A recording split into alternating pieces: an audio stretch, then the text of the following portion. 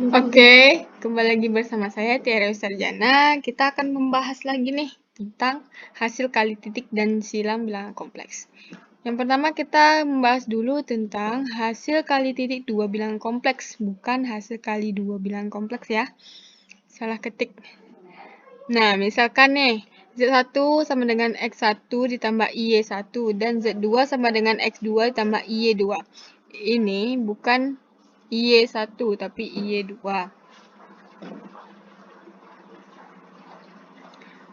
Y2 bilangan kompleks atau vektor. Hasil kali titik Z1 dan Z2 juga dinamakan hasil kali skalar, yang dimana didefinisikan dengan Z1 bundaran Z2 sama dengan mutlak Z1 dikali mutlak Z2 cos theta.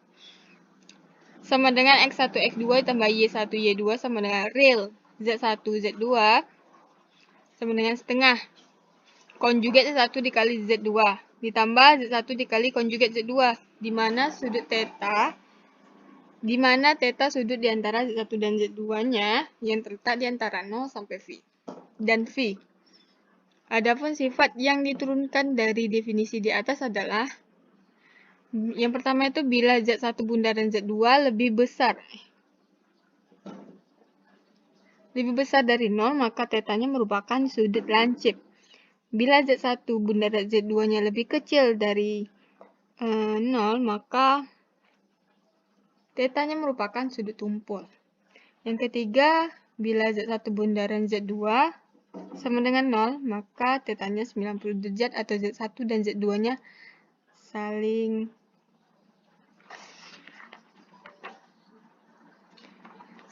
tegak lurus atau ortogonal. Nah, kita lanjut ke slide ketiga mengenai sifat-sifat hasil kali titik pada bilangan kompleks. Z1, Z2, dan Z3 adalah 3 buah vektor, yang dimana M sebagai sebuah skalar. Perhatikan sifat ini ya, di bawah ini. Z1 bundaran Z2 sama dengan Z2 bundaran Z1. Ini merupakan sifat komutatif. Yang kedua itu Z1 bundaran Z2 bundaran Z3 sama dengan Z1 bundaran dalam kurung Z2 bundaran Z3. Itu merupakan sifat dari asosiatif. Nah, yang ketiga ini Z1 bundaran dalam kurung Z2 ditambah Z3 sama dengan Z1 bundaran Z2 ditambah Z1 bundaran Z3. Itu merupakan sifat dari sifat distributif. Yang keempat ini merupakan sifat perkalian dengan skalar M.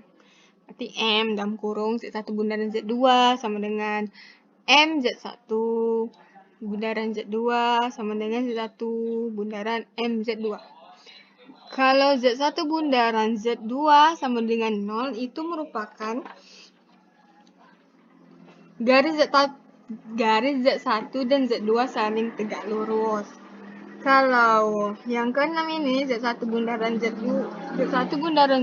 sebenarnya ya, bukan Z2. Z1 bundaran Z1 sama dengan mutlak Z1 kuadrat.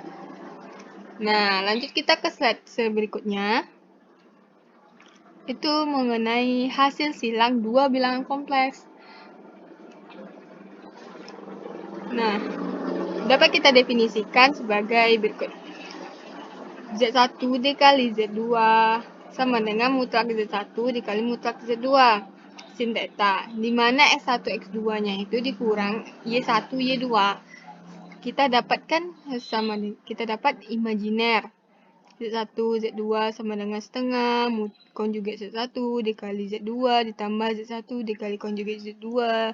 Nah, jelas bahwa kita mendapatkan konjugat Z1 dikali Z2 sama dengan dalam kurung Z1 bundaran Z2 ditambah IZ1 dikali IZ2 sama dengan lagi mutlak Z1 mutlak Z2 E pangkat I theta.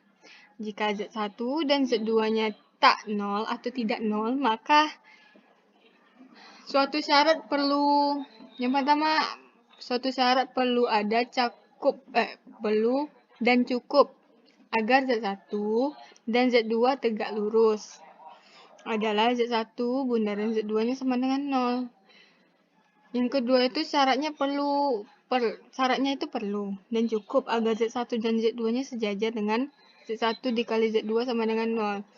Nah, panjang proyeksi Z1 dan Z2 adalah mutlak Z1 bundaran mutlak Z2 per mutlak Z2.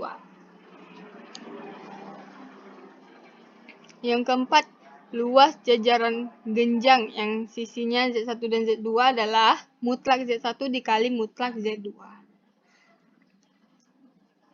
Nah, kita lanjut nih ke sifat-sifat hasil kali silang pada bilangan kompleks. Z1 dan Z2 serta Z3 adalah vektor yang dimana M-nya itu tadi kan sebagai sebuah skalar. Nah, yang pertama kita mendapatkan sifat komutatif.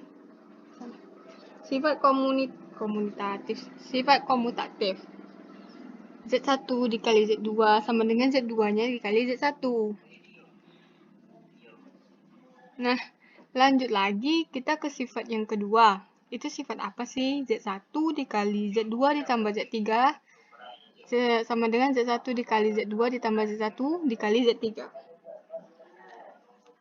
Nah, itu kan tadi merupakan sifat yang saya sebutkan tadi itu merupakan sifat distributif. Yang ketiga ini merupakan sifat perkalian M. M itu kan tadi skalar. Berarti sifat perkalian dengan skalar M. Yang keempat itu sifatnya dari Z1 dan Z2-nya itu sejajar. Kalau yang di sifat kali titik itu tegak lurus. Saling tegak lurus. Kalau yang kelima itu merupakan sifat identitas. Karena sifat identitas 0 dikali Z1 dikali Z1 ditambah Z1 dikali 0 sama dengan 0. Merupakan sifat identitas. Yang keenam itu Z1 kali Z2 dikali Z3 sama dengan Z1 dikali dalam kurung Z2 dikali Z3. Nah, kita bisa mikir ya, kan tadi tuh ada sifat-sifat hasil kali titik kan. Nah, di situ kan tadi ada tuh yang model seperti ini. Tapi dia kali titik, bukan kali silang. Maka kita dapat itu tadi merupakan sifat asosiatif. Yang ketujuh itu merupakan sifat distributif. Oh, sifat distributifnya ada dua. Sifat distributifnya ada dua. Di sini yang nomor dua, Ya, yang nomor dua ini kali dan tambah penjumlahan. Yang ini kali silang kali titik. Nah, kita lanjut lagi ke slide ke-6. Nah, kita ada contoh nih. Nah, jika Z1 sama dengan 3 ditambah 4i dan Z2-nya min 4 ditambah 3i. Maka kita akan menentukan yang pertama itu Z1 bundaran Z2 atau Z1 hasil kali titik Z2. Kita akan cari yang titik dan perkalian yang silangnya. Hasil kali silangnya. Nah, yang pertama ini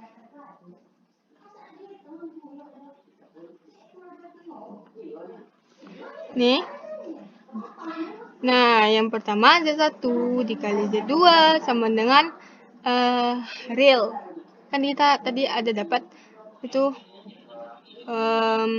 rumus hasil kali titik tadi kan, yang sifat yang kali dengan skalar. Ya, kita coba lihat ya sifat kali titik pada bilangan kompleks nih. Bukan deh. Bukan. Nah, ini dia. Nih, Nih. Oke, nih.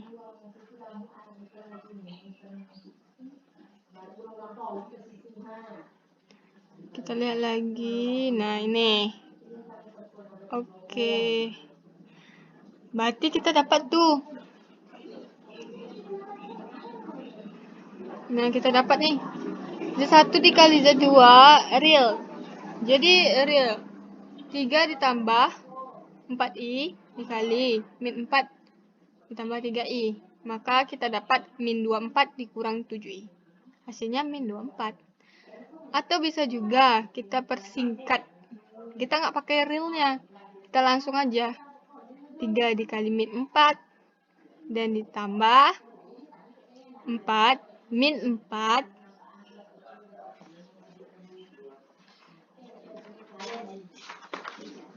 min 4 itu min 4 dikali 3 dikali 3 min 4 dikali 3 3 dikali min 4 sama dengan 12 min 4 dikali 3 sama dengan 12 min 12 ditambah dengan min 12 sama dengan min 24. Oke. Nah, begitu juga dengan yang kedua ini, yang hasil kali silang itu. Z1 dikali 2, Z2, IM, imajiner, 3 ditambah 4I, min 4 ditambah 3I. Nah, kita dapat hasilnya, min 24 dikurang 7I. Nah, dengan min 7, kok bisa dapat min 7? Nah, kita bisa lihat 3, atau kita bisa juga mempersingkatnya. 3 dikali 3, kan imajiner kan? Nah, 3 dikali 3. Nah, 3 dikali 3i. Min 4 dikali 4i. Jadi min 4 dikali min 4i. Sehingga 3 kali 3, 9. Dikurang. Kok bisa dikurang? Karena imajinernya itu tadi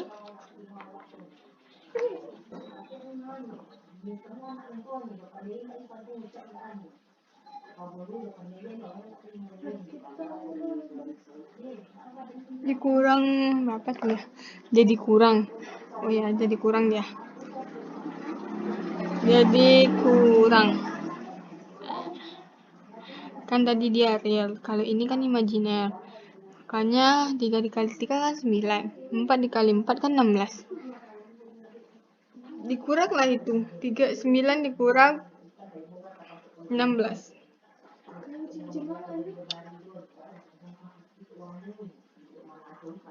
9 dikurang min 16.